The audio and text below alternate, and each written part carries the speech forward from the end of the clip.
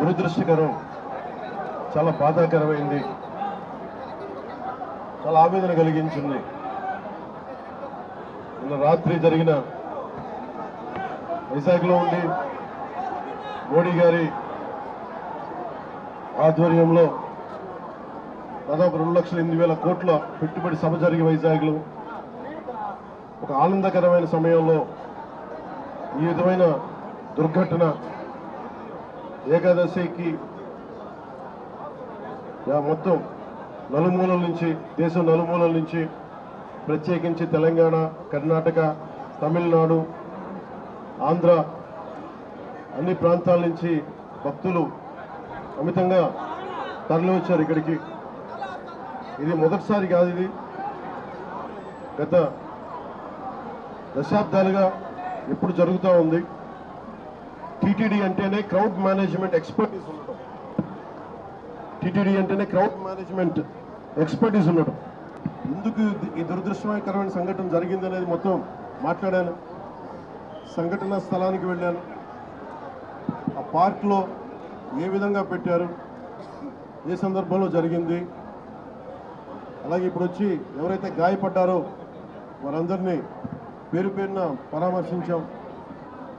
వారి ఆవేదన అర్థం చేసుకున్నాం.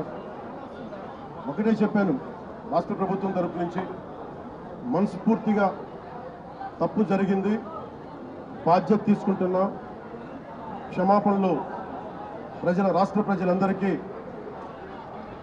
వెంకటేశ్వర స్వామి భక్తులందరికీ, ఏడుకొండలవాడి భక్తులందరికీ, హైందవ ధర్మాన్ని నమ్మిన ప్రతి ఒక్కరికి, క్షతగాత్రులైన వారికి, ప్రతి ఒక్కరికి, ప్రాణాలు కోల్పోయిన వారికి, వారి కుటుంబాలకి, స్నేహితులకి, బంధువులకి తప్పు జరిగింది. మనస్ఫూర్తిగా రాష్ట్ర ప్రభుత్వం క్షమాపణలు అడుగుతుంది. 2 చేతులెత్తి క్షమాపణలు అడుగుతుంది. జరగకుండా ఉండాల్సిన సమయం ఇది. చాలా ఆనందంగా దర్శనం చేసుకొని వెళ్ళిపోవాల్సిన సమయం ఇది. ఇలాంటి సమయంలో ఇలా జరగటం, లోపల ప్రతి ఒక్కరితో మాట్లాడితే నాకు అర్థం కానిది ఏంటంటే, ఎప్పుడు ఇలాంటి దుర్ఘటన జరగల. కేవలం ఇది ప్రతి చోట వినిపిస్తుంది, క్రౌడ్ మేనేజ్మెంట్ సరిగ్గా జరగలేదు అని. ముఖ్యంగా ఆడవారికి నలిగిపోవడానికి ప్రత్యేకించి చాలా సేఫ్ ప్లేస్ ఇది. మిగతా మనకి టికెట్లు ఇచ్చే చోట కంటే కూడా ఇది క్షేమం అని చెప్పి అందరూ, ఎక్కువ మంది మహిళా భక్తురాలు ఇక్కడికి వచ్చారు. ఇది చంద్రగిరి, తిరుపతి నియోజకవర్గానికి అందుబాటులో ఉండే కేంద్రం ఇది. దానివల్ల ఎక్కువ ఒత్తిడి ఉంది. పోలీసులను పెట్టారు, టీటీడీ సిబ్బంది ఉన్నారు. ఇంతమంది ఉండి కూడా 6 మంది ప్రాణాలు కోల్పోవటం, 24 మంది పైన క్షతగాత్రులు అవ్వటం, ఇది చాలా ఆవేదన కలిగించింది. ప్రతి ఒక్కరిని బాధితులను అడుగుతా ఉంటే ఒకటే చెప్తా ఉన్నా, మేము ఎంతో నమ్మకంతో వచ్చాం ఇక్కడికి, మాకు ఇలా అయిపోయింది. వాళ్ళు బాధపడుతుంటే ముందు పేరున వారొక్కరికి, ప్రతి ఒక్కరికి నా క్షమాపణలు తెలియజేశాను. దీనికి బాధ్యులైన వారిని ఖచ్చితంగా వారికి బాధ్యత తీసుకొని వారికి ఎలాంటిది పడాలో, అది శిక్ష అంటావా, చర్యలు ఉంటాయి ఖచ్చితంగా.